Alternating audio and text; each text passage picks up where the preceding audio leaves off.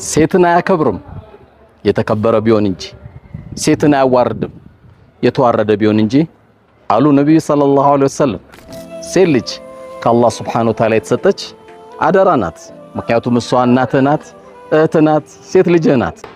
በ21ኛው ክፍለ ዘመን የሚገርሙ ነገሮችን እንሰማለን። የጆሮ መቼም የማይሰማው ነገር የለም።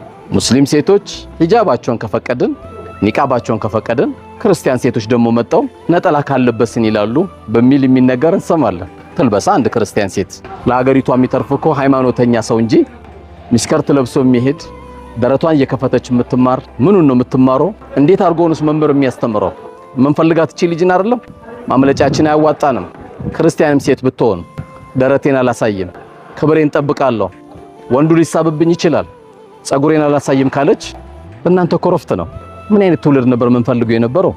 የተገላለጠች እናት ብትገላለጥ ደስ ይላል። እህት ብትገላለጥ ደስ ይላል። መምህሩ በሰላም የሚያስተምርበት ተማሪው በሰላም የሚወጣበት ትልቅ አጋጣሚ ሁሉም በየሃይማኖቱ የታዘዘውን ሲያደርግ ነው። ከምንም በላይ የምድራችን ትልቁ ሞዴል ተብላ የምትጠራው ሙስሊሙም መርየም ክርስቲያኑም ማርያም ብሎ የሚጠራት አላህ ሰላሙን ያወርድባትና አለባበሷ እኮ ነበር።